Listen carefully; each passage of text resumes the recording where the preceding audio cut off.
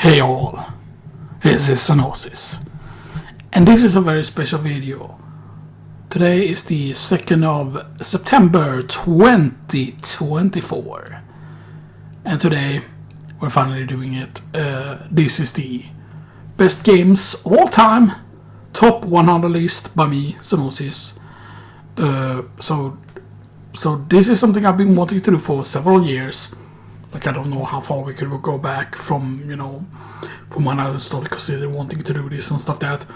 My problem has always been trying to remember 100 games, right? It has helped having the things here and looking at some of the games and stuff that, but I didn't even take a look at the PlayStation 1 games and stuff that, or some of the PlayStation 2 games. And obviously now, after finishing the list, there are just several games that I've just missed that definitely would have had high positions that probably would have made it into the 90-99 category. What I mean by that is each game I've given a score and stuff like that. So first off, they have a position on the list, and then there's in score order basically as well. And stuff like that, which makes things more interesting and makes things more easier to see and stuff like that. But yeah. There is no Neverwinter Nights, there is no Command & Conquer Tiberian Sun, there is no Command & Conquer Red Alert and stuff like that, obvious games that should be very, very high up and stuff that, and there have just been several obvious games that I feel like I missed and stuff that, and I did make certain special rules, no remakes, no collections, all collections are allowed before it became a OMG all of these games and stuff that, I thought about if we make another I'm thinking that there's gonna be at least 5 to 10 years until we make the next one of these best games of all time, because otherwise it hasn't gone enough time, right? That there are people out there that do it every 2 or 3 years or whatever, right? And I feel like that is just too short of a time span, right? And stuff that, and it might change, that we change up the rules certain years and stuff that. But yeah, so I finished doing the list though on the 31st of August 2024. But let's cover some of the rules here, because I have stuff written down here. First off, no remaster or remakes unless said remake is completely different experience. There are some exceptions though, because I could have put for example Crash, the Insane trilogy on there, because the physics in that are completely different to the original Crash 1, 2 and 3 and stuff that. But yeah, and no collections. To clarify, that means modern collections with lots of games in them. All collections are games like that Final Fantasy on the PlayStation. There was a Final Fantasy, I think it was called Anthology, but I'm not certain because it was called different in the EU. So that it was basically Final Fantasy 1 and 2, and they were the graphics were better and stuff that. And I believe that was the first time I actually played both Final Fantasy 1 and 2 actually in that type of format and stuff. But yeah, not for games that are old that have been remastered or really released as a special version are not allowed. However, the base version of said game is, so let's say if I only played the remaster of a certain game, the OG game would then be allowed to be added to the list. So what I mean by that, for example, I didn't play the OG 1000 Year Door back on the GameCube Paper Mario, but I played it of course on the Switch and stuff that, the remaster or whatever you want to call of it, and stuff that. So those games are allowed on the list. If I've only played a remaster of something and stuff that, then they will be allowed, but not as the remaster on the list, but as the original game and stuff that. But yeah.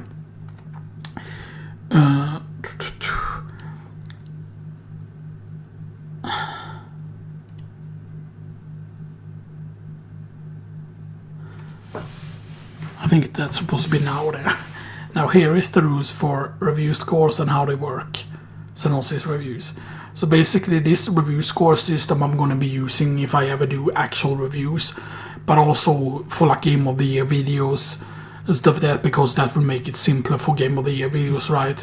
Especially if I've already given a score spoilers, I guess, because of the score of certain games on the list.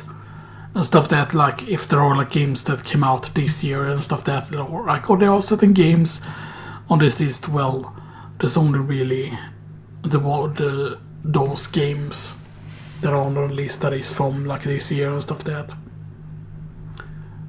Right. Yeah, so those are kind of spoilery.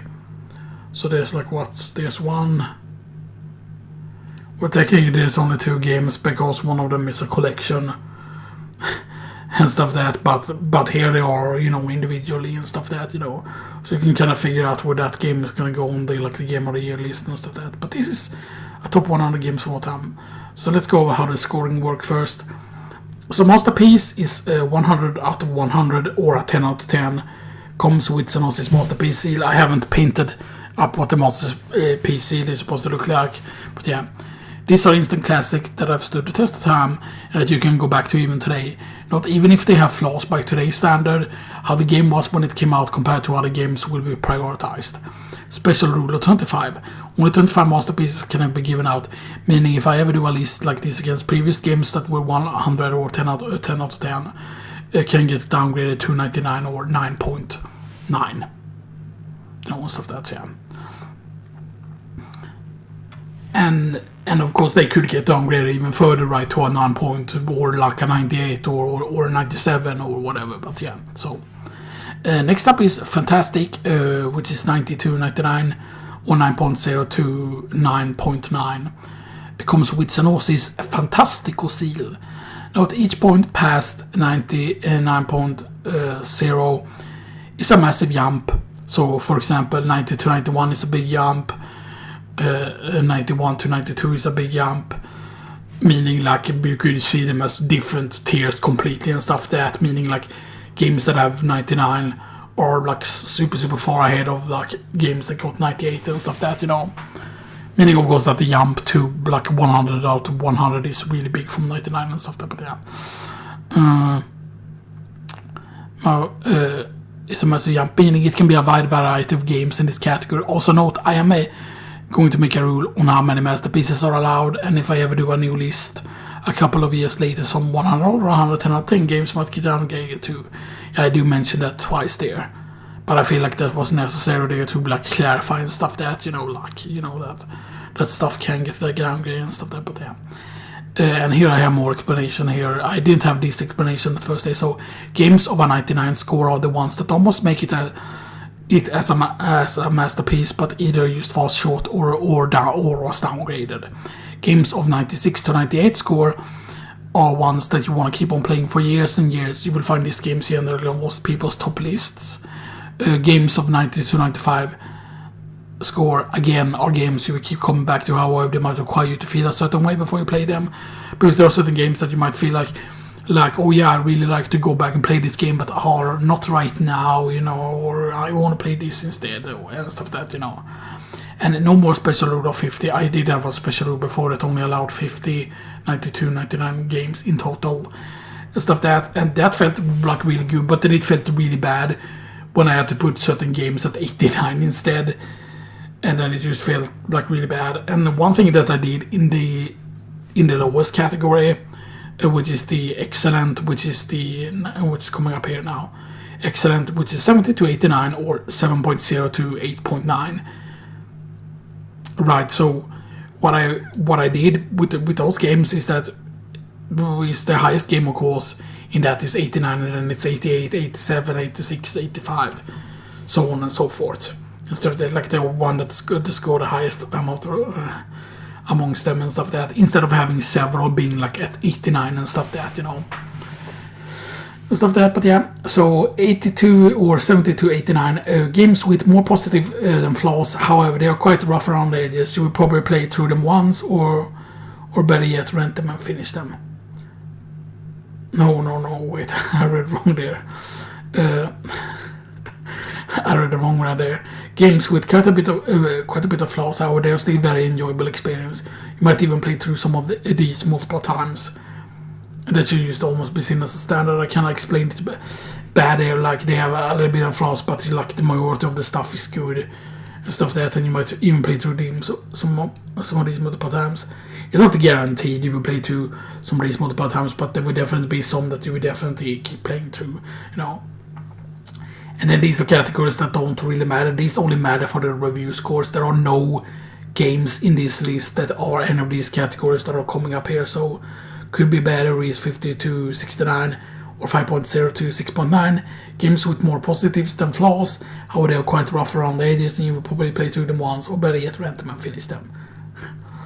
Good for a Laugh, which is 30 to 49 or 3.0 to 4.9. They're so bad, it's good category. Even though there is a massive amount of flaws, the game might have a fun story or good music, or you just want to play it because it's so bad. And then the final category is Garbage Man, which is 0.29 to 29 or 0 to 2.9. Comes with Xenoxis trash bag seal. One last thing to mention is I will be giving. Alright, that is not part of the score description because I don't even have a score description for that, But yeah, one last thing to mention is I will be giving games score, and for masterpiece category they will be able to go above 100. Like number 1 will be 124 and number 5 will be 100 and stuff like that. So yeah. But we're not going to begin, of course, at reading what the number 1 is right away. We're instead going to go all the way down to the bottom. So down at the bottom is the excellent category, which is 72, 89 in score, and it's 12 games in total. So let's begin. At number 100 is Crash Bandicoot with a score of 78. At 99 we have Duke Nukem Forever at a score of 79. At 98 we have Tomb Raider 3, technically also called Adventures of Lara Croft, I believe. I forgot if it had another title to it. I think it's called Adventures of Lara Croft specifically, but maybe not in all regions, and that has a score of 80. At 97 we have World of Warcraft Cataclysm with a score of 81. At 96 we have Croc the Legend of Gobos at a score of 82. At 95 we have Halo ODST at a score of 83. At 94 we have Unreal 2 with a score of 84. At 93 we have World of Warcraft Warlords of Draenor at a score of 85. At 92 we have Killzone 3 at a score of 86. At 91 we have Duke Nukem Planet of the Babes or Land of the Babes, depends on the region, with a score of 87. Keep in mind, this need to be extra mentioned here is that I did not play any of the Time to Kill games, which was on N64, but I believe there was also a Time to Kill or an offshoot of it that was on the original PlayStation, but that was not Land of the Babes, but it was called something else, and I forgot exactly what it was called, but that I never played and stuff like that. So yeah, just to realize this was the only 3D third-person Duke that I had played and stuff like that. So yeah. At number 90 we have Tombi or Tomba in the USA. So it's called Tombi here in Europe and Tomba in the USA. That's the name of the character. With a score of 88. And finally at number 89, with a score of 89 of course, is Phantom Fury, which is technically more like a real Duke Nukem Forever if it's done in a more like old school style and stuff like that. Next up is of course the category of 90. No, is it? Yeah, it is the 90 to 99, which is the fantastic category, which is 63 games, and I mentioned there again, remove the 50 game limit. So, at number 88, we have Halo 2 with a score of 90. At 87, we have Diablo, also with a score of 90. And at 86 we have Tomb Raider 4, The Last Revelation, with a score of 90. At number 85 we have Super Mario Sunshine at a score of 91. At 84 we have Age of Empires 1 specifically. It was just called Age of Empires. At 91. At 83 we have Quake 3 Arena and expansion Team Arena at 91. Basically both of the other games together basically and stuff like that. So yeah. At 82 we have Final Fantasy 4 at a score of 91, and at 81 we have Halo 3 at a score of 91. And all of these are in different tiers here. For example, there were only 3 games there in the 90 tier, and here was 1, 2, 3, 4, 5 games in the 91 tier. At number 80 we have Crash 4, It's about time. It's not called Crash Bandicoot 4 specific. I believe it was just called Crash 4 on the box. Instead of that, it's about time at a score of 92. At 79, we have World of Warcraft Mists of Pandaria at 92. At number 78, we have Call of Duty Modern Warfare 2 at a score of 92. At 77, we have World of Warcraft Legion at a score of 92. At number 76, we have Tomb Raider 5 Chronicles at a score of 92.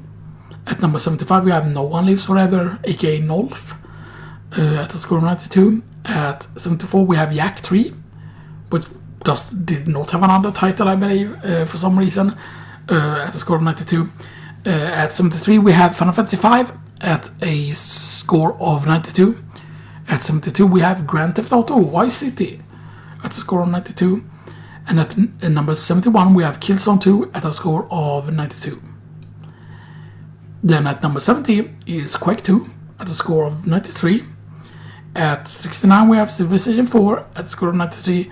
I think it is Civilization 4 specifically, which was my first Civilization that I actually bought, which is the one with the really thick manual, I believe, and the one with especially into where they're singing and stuff that, you know. And later on I went out to I got Civilization 5, I believe, as well, on Steam and stuff there, but yeah. So, and that is a score of 93, and position is 69. Nice. At the number 68, we have Halo Reach with a score of 93. At number 67, we have The Legacy of Kain Soul River 2 at a score of 93. At number 66, we have Metal Gear Solid 3 Snake Eater at a score of 93. And at 65, we have Final Fantasy VI at a score of 93. Next up is 64, is Age of Empires 2 and the expansion The Conquerors at a score of 94. At 63, we have Resident Evil 5 with a score of 94.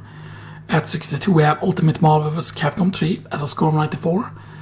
At 61, we have Resident Evil on the GameCube specifically, 94, meaning it's technically the remake of 1 and stuff that, but it wasn't called remake, but it was completely different and stuff that, so yeah. At number 60, we have Diablo 2 and expansion Lord of Destruction at a score of 94.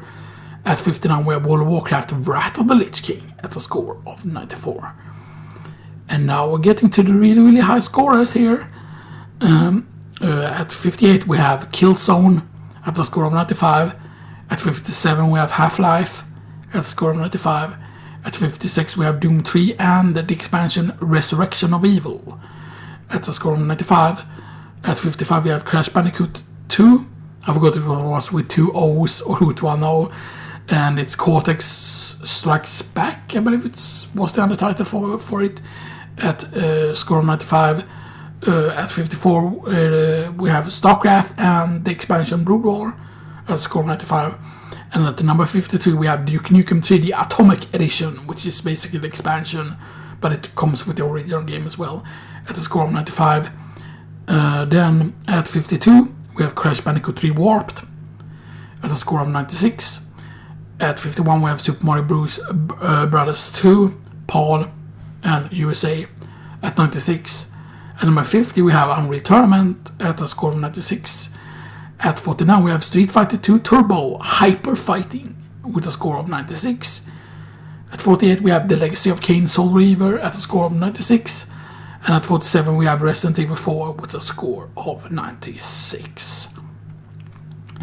At 46, we have Metal Gear Solid 2 Sons of Liberty at a score of 97. At 45, we have Half-Life 2 at a score of 97. At 44, we have Tomb Raider with a score of 97. At 43, we have Gran Turismo 3 Ace-Spec with a score of 97. At 42, we have Final Fantasy X, or X, Final Fantasy X, at a score of 97. And at 41, we have Max Payne with a score of 97. Then at number 40, we have Yak 2 Renegade at a score of 98. At 39, we have Final Fantasy VIII with a score of 98. At 38, we have Jak and Daxter The Precursor's Legacy at a score of 98. At 37, we have Tomb Raider 2 at a score of 98. At 36, we have Metal Gear Solid at a score of 98. At 35, we have Grand Theft Auto San Andreas with a score of 98. And at 34 we have Sea of Stars with a score of 98. Then at 33 we have Grand Theft Auto 3 with a score of 99. At 32 we have Halo Combat Evolved with a score of 99. At 31 we have Super Mario Bros. 3 with a score of 99. At 30 we have Mafia, the original one, the first one, at 99. At 29 we have Final Fantasy 9 at a score of 99. At 28 we have World of Warcraft, The Burning Crusade at a score of 99. At 27 we have Resident Evil 2 at a score of 99. And at 26 we have Stardew Valley at a score of 99. And now, the top 25 games. And all of these games are really, really big. All of these, of course, count as being masterpieces. So all of these are very, very, very special, rewarded. Some of these might get some longer talk with. Some of them I might just, not talk about at all. And stuff that. So at number 25 we have Super Mario Galaxy, which was not my first 3D Mario game and stuff that, but Super Mario Galaxy was very special. I thought about also having Galaxy 2 on the list, or having both Galaxy 1 and Galaxy 2 be combined together and stuff that, because, like, Galaxy 2 is definitely better in a lot of ways, but Galaxy 1 is more revolutionary when it came out and stuff that, and it was just, Super Mario Galaxy was a big deal and stuff that, so yeah. With a score of 100, of course, which is, masterpiece. At number 24, 25 was Super Mario Galaxy, by the way. At number 24, we have the Elder Scrolls 3 Morrowind at score 101. This was my first Elder Scrolls game, and I had it on the PC. It was also on the original Xbox and stuff that, so, if you didn't have a powerful PC, you could still have an Xbox, and played it that way, and Morrowind was completely revolutionary, and it was completely broken as well, There was a lot of busted stuff you can do, and, Morrowind is used great, because, different races definitely gives you different ways to play, and stuff that, and back in that game, of course, back specifically in Morrowind, there's a lot of dark elves aren't nice against other quote-unquote races. Well, not against all other races, but against certain specific ones, they are very, very, they are very special way, which is really, really fun. Like Morrowind has a lot of like character with that, and stuff like that. But yeah, at number 23 we have Unreal at 102 in score. Technically, Morrowind is a score of 101. So yeah, so each one is getting one more point, basically like a bonus point. Basically, so yeah, Unreal is 1 or 2. So that makes it easier to sort this in order, like these are basically like going over the masterpiece limit and stuff that, like, with how good they are. And at number 22 we have Resident Evil 3 Nemesis at 103. I believe in Japan it's not known with Nemesis in it. Nemesis is not there at all. Instead it's of course Biohazard 3 The Last Escape, I believe it's the other title. It's not like mentioning Nemesis in the title at all, I believe. And I believe that it's in all of the Asian areas where it's called like that. Except on the front cover of the box, I believe it does say Nemesis somewhere. Or something like that, but yeah. At number 21, or the Nemesis was at 103 in score.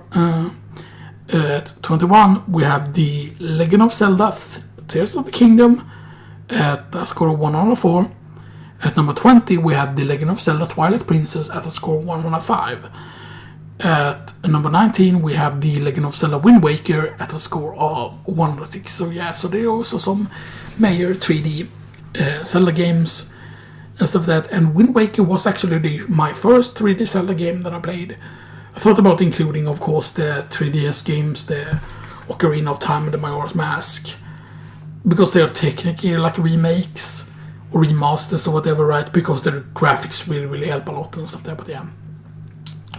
But I felt like that would not be fair and stuff that to put those on the list and stuff there, because I haven't played those as much as these games, and stuff that, so yeah. At number 18, we have World of Warcraft with a score of 107. At number 17, we have Final Fantasy VII with a score of 108. At number 16 we have Metal Gear Solid 4 Guns of the Patriots. It's a score of 109. At number 15, we have Metal Gear Solid 5, The Phantom Pain, at a score of 1 out of 10. So both of these are very, very close to one another. There are definitely situations where I would consider 4 to be better. And 4, there's no way really to go back and play it. Yeah, these are PS3 game, but there's no, And it seems like on the next collection, the next Metal Gear Solid collection, that we're going to be getting both maybe Guns of the Patriots and Phantom Pain and stuff that, and, maybe some of the portable ones as well. Maybe like the portable ones as well, but yeah. But a lot of people say, that will be the last collection and stuff that. But there's a lot of Metal Gear Solid games that are not. Like on the Game Boy Color, I believe it was like Ghost Babel. I believe it was called. And then there was like the Acid series, which was specifically on the PSP, Acid 1 and Acid 2. But then I believe there was not only Ghost Babel on the Game Boy Color, but there was also another one as well. And there's of course a Metal Gear Solid 3 that was also like on the DS or whatever. But yeah. Next up is at number 14 we have Super Mario All-Stars at 111. And so specifically Super Mario All-Stars, not the later version that came out. Actually, let me get the water bottle because I realized that I have a water bottle over here.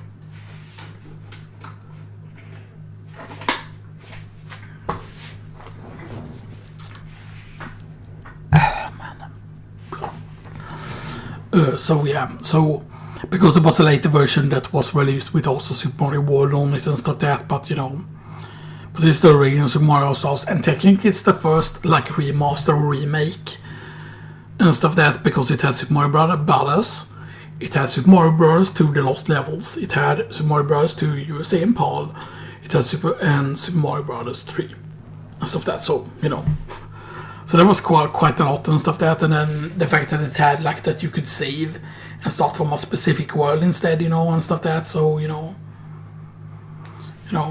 and some of the physics are slightly different in that as well, so it's not the same as speedrunning the original, like Mario 1, 2 and 3 basically, and stuff like that, but yeah. Next up at number, and that was 111 in score. At number 13 we have the Legend of Zelda, the original one, at 112 score. So I put the original Legend of Zelda here because actually my first game memory, I always used to think that it's Super Mario Brothers. But I think that's actually wrong. And my first game memory is actually from the Legend of Zelda instead, because I started it first, I believe. And that's probably why I prefer Zelda over Mario and stuff. That has always been the case. And stuff that, and I feel that the reason why I like certain type of games or RPGs in general and stuff that is probably because the first Legend of Zelda and stuff that, and that's why I like exploration so much and stuff that, and because of the fact that I played it blind and stuff that I didn't never look up any maps and stuff that, even though it wasn't until later that I actually quote-unquote beat the game. It wasn't until I had like the Game Boy Advance, like the SP, and I got the retro game and stuff that, and that was the first time I beat it. But that was because, we didn't have the NES for long. We sold the NES at like 1990, I think. We sold the NES and stuff that, so, we didn't have the NES for a very, very long time. Or maybe it was 91 when we sold the NES, but still, and stuff that I didn't have much time with the Legend of Zelda.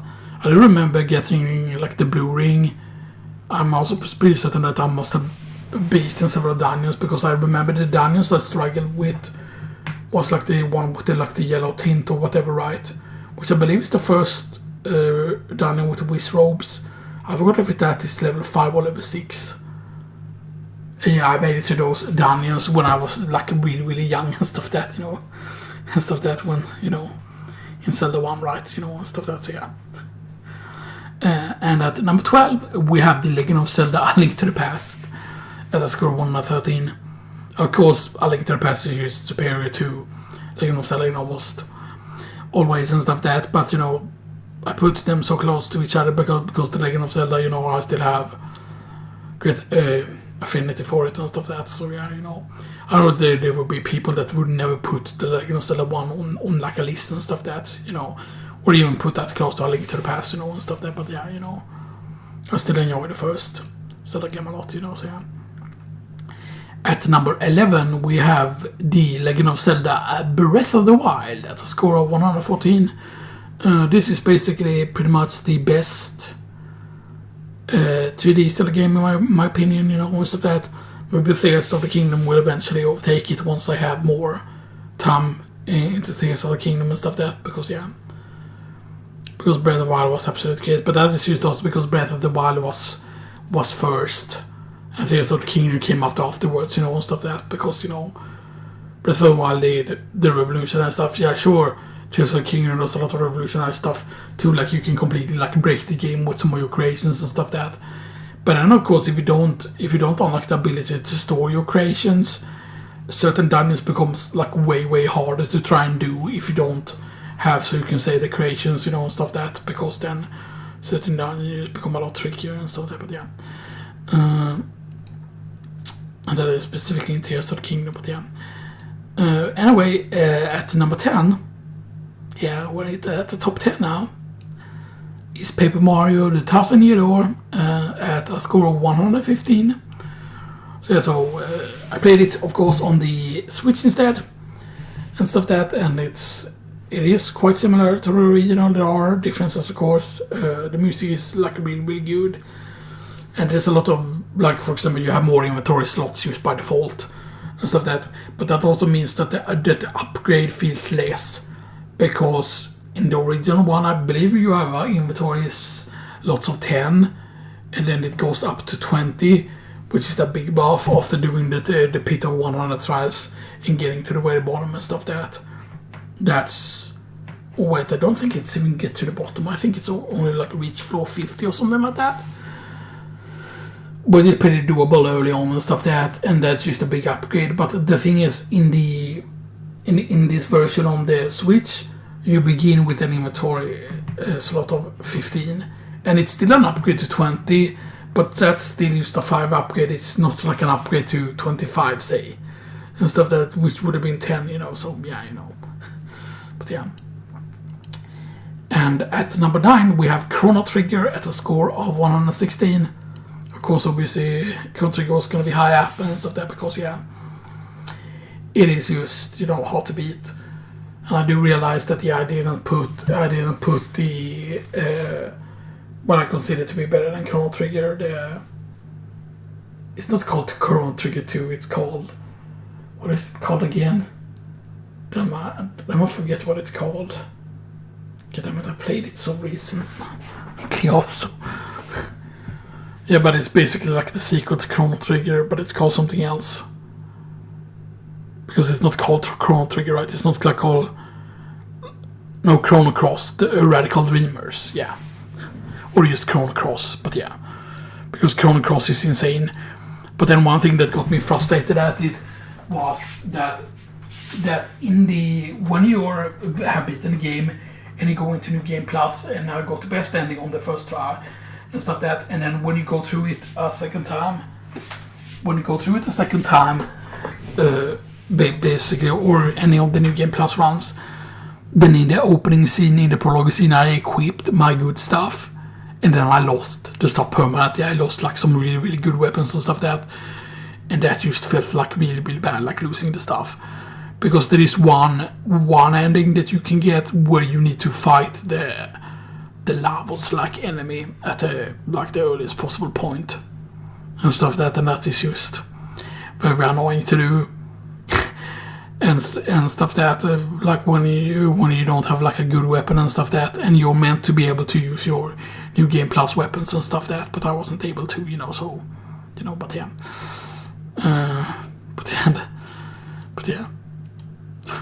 I know I didn't end up talking much about Chrono Trigger there, and instead you mentioned about Chrono Cross and stuff like that, but yeah. But maybe Chrono Cross will make it into the list at some point, but yeah. At number 8 we have Super Metroid at 117 in score. Which of course pretty decent.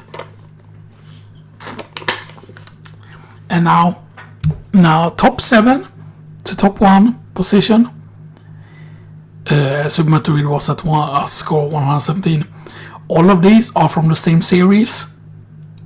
I wonder which series this will be. Anyway, especially since Super Metroid was that high up. I thought about putting actually Super Metroid higher and stuff that, but it's just that I prefer these games over Super Metroid, even though I really loved Super Metroid so much and stuff that. But yeah, and keep in mind that this is not with any like randomizer or whatever, taken into account or whatever. But yeah, at number 7 we have Castlevania Harmony of Dissonance at a score of 118. At number 6 we have Castlevania Circle of the Moon at a score of 119. And at number 5 we have Castlevania Order of Ecclesia at a score of 120. At number 4 we have Castlevania Aria of Sorrow at a score of 121. And now the top 3. At number 3 we have Castlevania Dawn of Sorrow at a score of 132. At number 2 we have Castlevania Symphony of the Night, aka Satan, at a score of 123. And at number 1 we have Castlevania Portrait of Ruin at a score of 124. So Portrait of Ruin is absolutely insane, because keep in mind in Aria of Sorrow, of course, you had Julius mode and stuff that. Julius mode was completely OP. He didn't really gain any levels because he didn't really need levels because of the health he started with, and he was just extremely OP. In Dawn of Sorrow, of course, the characters do have level, and there's Julius, there's Yoko, and there's Alucard, and they all have like different abilities that they can do. And Julius is no longer as mega giga as much before, and he's going up like that. It's way worse, so you have to rely on all the cards to do those type of hippogriff style jumps, which is basically gravity boots jumps. But yeah, but in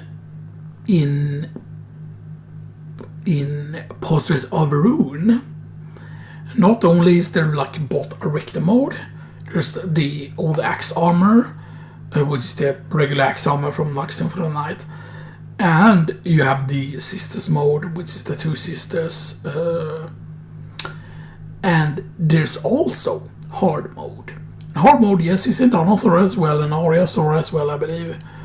But the hard mode here, you can limit your level, and I decided the first time after beating the game, I decided to limit the hard mode instead to 25 instead of 50 and stuff like that, which might seem pretty insane, but I will probably do more of the quest, because I basically locked myself out of finishing certain quests the first time through, because I sold certain pieces of gear and I never said I sold it, because I didn't realize that by farming certain enemies you can farm up a lot of money. For example, if you really need money, you can just farm like Rahab's sword from like some of the bat style enemies, the ones that carry like a sword or whatever those bats are doing. So yeah,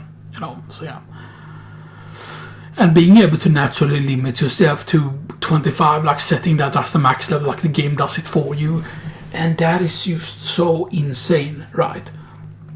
Which is why I would love to see, for example, like a re-release of Symphony of the Night on like modern systems, like not the Requiem one, but like a newer one that's more based on the OG one, the OG PlayStation version, but also maybe have the Saturn bonus area, have the bonus items and stuff that.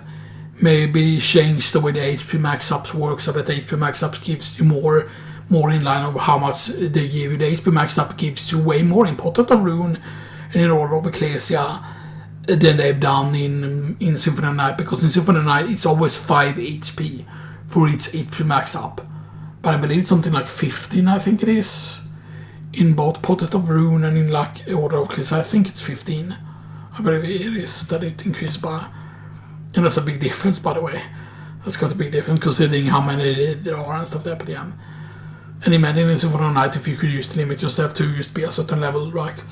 And have like a hard mode in Symphony of the Night and stuff there. And then be like, oh yeah, like level 1 run, and stuff that, level 25, like level 50, and stuff like that. But yeah. There's a lot of stuff they can do, so yeah,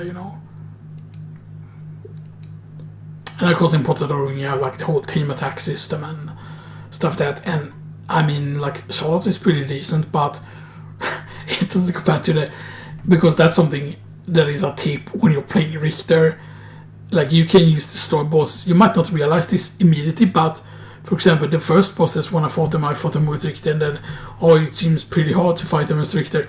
But then if you go in you can basically go in solo with Maria, although you will always want to actually call in your partner, because the thing with Maria is she throws doves. But unlike some of the other games, like in Symphony of the Night, like there was on the PSP version where you played as the quote-unquote younger version of Maria, she, didn't throw out the doves super quick. And then, of course, in the Requiem, you play as the adult version of Maria, which is actually even worse. And stuff there for some weird reason. But here, the birds that you throw out, or the doves, or whatever it's supposed to be, you throw them out very, very quick. And they do very good damage. I believe on the first boss, you're doing something like 25 or 40 damage. Or first the boss. And stuff that, and you just throw them out and you can spam them, and then basically you win. And by the way, if you have your partner in, for example, if you have Richter in and you're controlling Maria, then you do a lot of damage. But you can also do the opposite, of course, control Richter. And you spam whip and throw like holy waters and stuff that if the boss is grounded. And then Maria, you spams everything, when it's just like, there's so much DPS that you do. It's pretty fun, and stuff that's, yeah. But anyway, that's the top 100 list with top 100 games of all time. Now, hopefully all of this will fit into the description. If not all of this fits into the description, then I will just do the list in the description, and the rules and all the other stuff will go into the actual, into the actual comment section instead. So this has been Xenoxis, and this has been the best games of all time top 100 list for the 2nd of September 2024. I hope you all enjoy this, and the next time I do one of these videos that is specifically like a best games of all time will probably be then like 2034 then 2034 and stuff that, so sometime 2034, but yeah, that's gonna be pretty exciting. I'm gonna be old man, and I'm gonna have my cane, and I'm gonna totally hit you bastard.